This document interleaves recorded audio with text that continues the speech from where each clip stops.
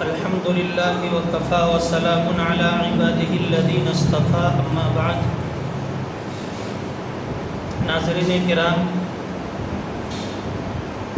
بہت سے لوگ یہ کہتے ہیں کہ ہم بہت بڑے گناہ گار ہیں اور ہمارے گناہوں کو اللہ تعالیٰ کیسے معاف کرے گا۔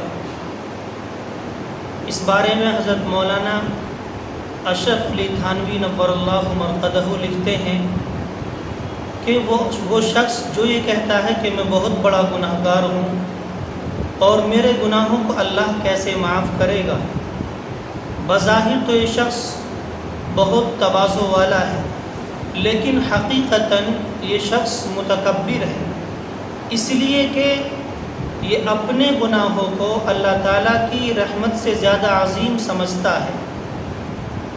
ڈاکٹر عبدالحی صاحب لکھتے ہیں کہ اگر اس وقت ہندوستان کی آبادی 125 کروڑ کی آبادی ہے اور 125 کروڑ کی آبادی یعنی یہ لوگ پیشاب بھی کرتے ہیں، پاخانہ بھی کرتے ہیں، اور وہ پیشاب اور پاخانہ سمندر کے اندر جاتا ہے، لیکن سمندر کے اندر ایک موج آتی ہے اور وہ سارے پانی کو پاک کر دیتی ہے، یعنی وہ نجاست ایک موج آتی ہے اس نجاست کو ختم کر دیتی ہے، لیکن سمندر بھی اللہ کی ایک مخلوق ہے۔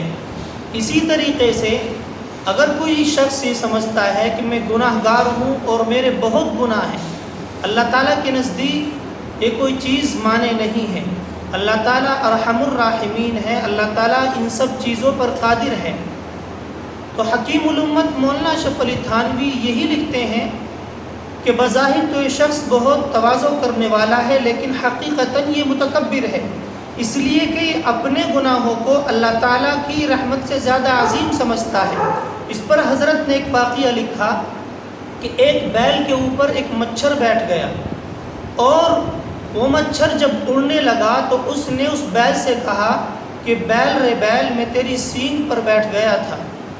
چنانچہ مچھر نے کہا کہ مجھے نہ تیرے بیٹھنے کی خبر تھی، مجھے نہ تیرے اڑنے کی خبر، اگر تو مجھے نہ بتاتا اور نہ بولتا تو مجھے پتہ بھی نہ چلتا۔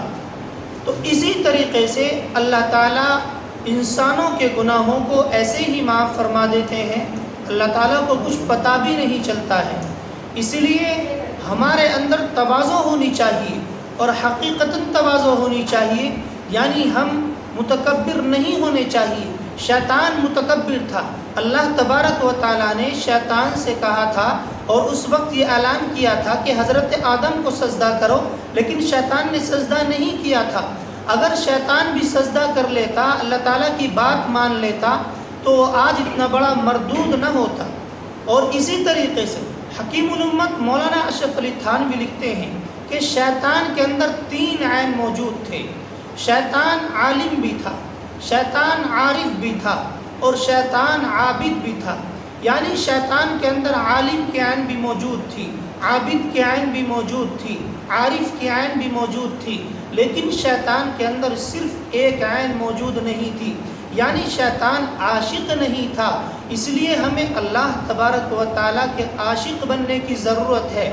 مولانا اشرف علی تھانوی لکھتے ہیں کہ اگر شیطان اللہ کا عاشق ہوتا تو کبھی مردود نہ ہوتا، اگر شیطان اللہ کا عاشق ہوتا تو کبھی متکبر نہ ہوتا، اگر شیطان اللہ تبارک و تعالیٰ کا عاشق ہوتا تو کبھی مقابلہ نہ کرتا، بلکہ محبوب حقیقی کی ناراضگی سے پریشان ہو کر سجدے میں گر جاتا اور وہی کہتا جو حضرت آدم نے کہا تھا، ربنا ظلمنا انفسنا۔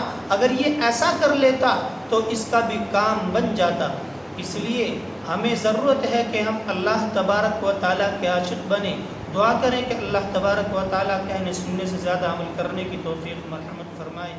وما علینا